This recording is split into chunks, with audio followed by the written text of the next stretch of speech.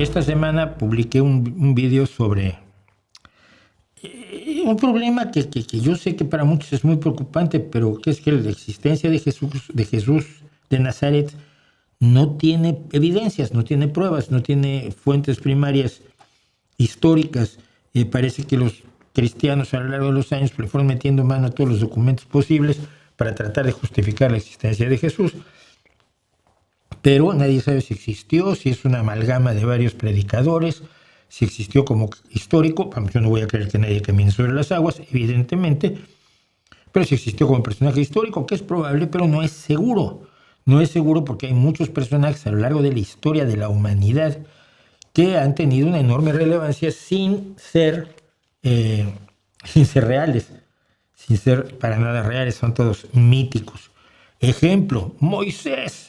Ejemplo, Isaac. Ejemplo, Buda. Ejemplo, Utnapishtim, el Noé babilónico. Es decir, no es irracional pensar que Jesucristo, no sea un personaje real, que sea un personaje generado a través de la mitología en los primeros años del siglo I. Horrorizada la gente, me han insultado de todas las formas posibles, poco elegantes, pero muy variadas. Como si fuera mi culpa que no hay pruebas. Entonces, siempre falta, y esto me llama mucho la atención, porque pasa en muchas otras disciplinas.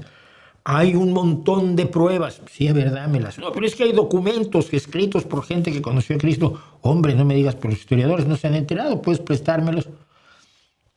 La gente dice lo que sea porque está enamorada de su creencia, y si su creencia se ve en riesgo, se ve en riesgo toda su concepción del universo.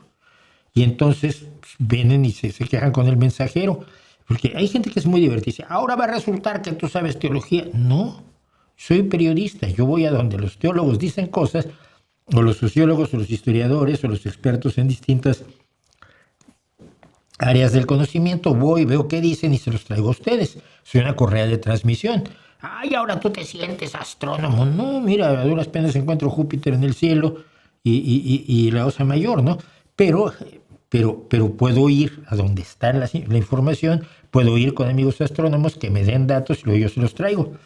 Eso parece que algunos no lo atinan a entender porque la neurona todavía anda